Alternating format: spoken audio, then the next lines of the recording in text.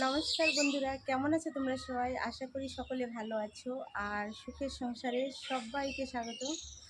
আমি আজকে বানাবো কাঁচা আমের আমসত্ত্ব। কাঁচা আমের আমসত্ত্বটা কীভাবে বানাই পুরো ভিডিওটা শেয়ার করছি তোমাদের সাথে। পুরো ভিডিওটা দেখো, লাইক কমেন্ট করো, চ্যানেলটাকে সাবস্ক্রাইব করো, আমার সাথে থেকো, পাশে থেকো। তো বন্ধুরা দেখো, আমগুলো আমার কাটা হয়ে গেছে, এবার আমগুলো সিদ্ধ করে নিচ্ছি।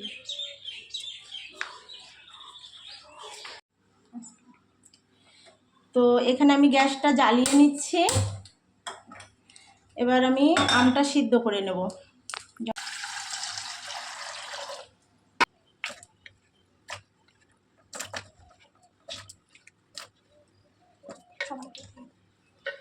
সব আমগুলো দেওয়া হয়ে গেছে, 10 মিনিট আমটা সিদ্ধ করে নেব ভালো করে।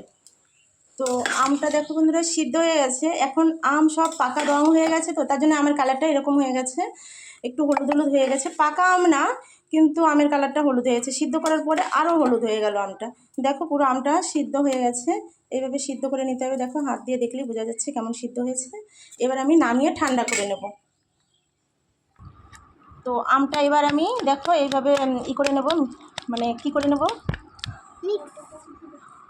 ভেঙে ভেঙে। তো এবার আমি আমটা ছেঁকে নেব একটা একটা নেটের সাহায্যে।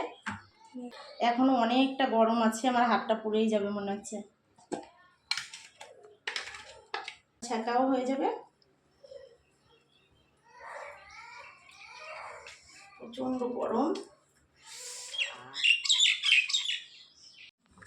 তো আমের পিউরিটা বের করে নিয়েছি। এবার এটা জাল দিয়ে নেব। এখানে আমি চিনি দিয়ে দেব।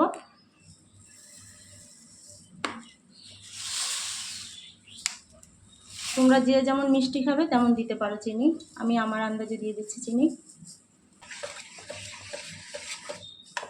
এবার আমটা ভালো করে জাল দিয়ে নেব। এর ভিতরে আমি 1 প্যাকেট জলজিরা দিয়ে দেবো।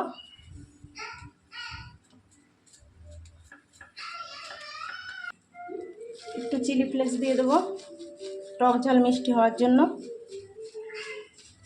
কালারের জন্য একটু ফুড কালার দিয়ে দেবো।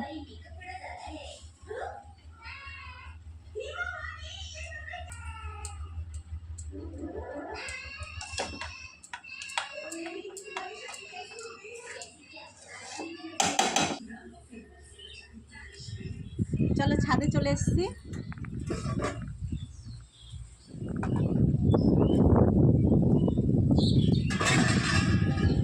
ছাদে হাওয়া লাগছে।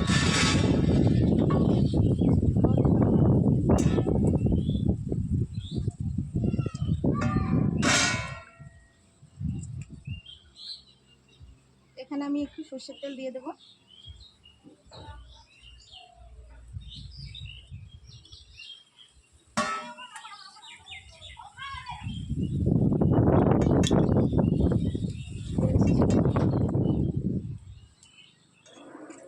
তেলটা ভালো করে ব্রাশ করে নিতে হবে থালায়।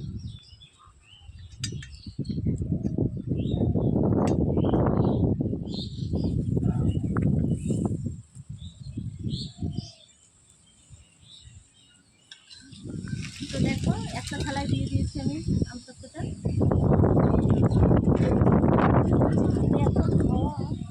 তো আমসত্ত্বটা কমপ্লিট হয়ে গেছে। একদিনের জন্য রেখে দিচ্ছি, একদিন পরে তোমাদের সাথে আবার দেখা করছি। এখানে একটা দিয়ে রাখি। চলো তাহলে বন্ধুরা, একদিন পরে ফিরে এলাম। দেখো আমসত্ত্বটা শুকিয়ে গেছে, সুন্দর একটা জেলি ভাব এসে গেছে আমসত্ত্বটায়। দেখো আমার হাতে কিছুই লাগছে না। এবার আমি কেটে দেখাচ্ছি তোমাদেরকে কেমন হয়েছে।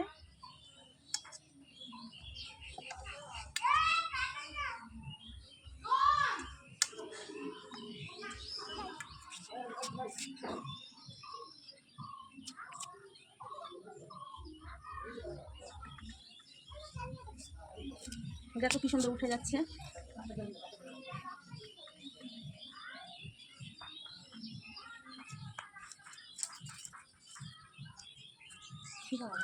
তো মোড়া যাচ্ছে না,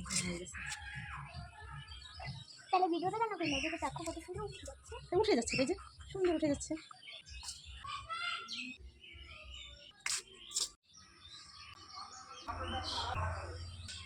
নিজে রাখিয়ে দিলে কন্টেনার করে রাখি। দেখো আম সত্যগুলো সব উঠানো হয়ে গেছে, এভাবে মুড়ে নিয়েছি আমি।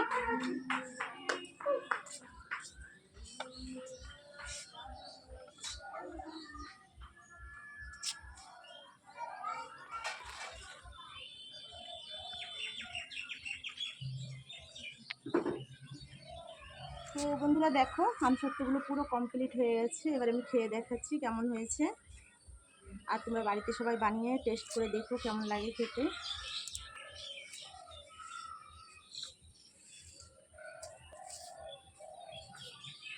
খুব সুন্দর হয়েছে খেতে, ফ্রিজে রেখে খাওয়া যাবে অনেক দিন পর্যন্ত।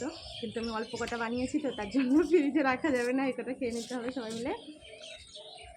এরপরে অনেকগুলো বানিয়ে ফ্রিজে রেখে দেবো, তখন পাকা আমের বানাবো। তখন পাকা আমের বানাবো। ঠিক আছে।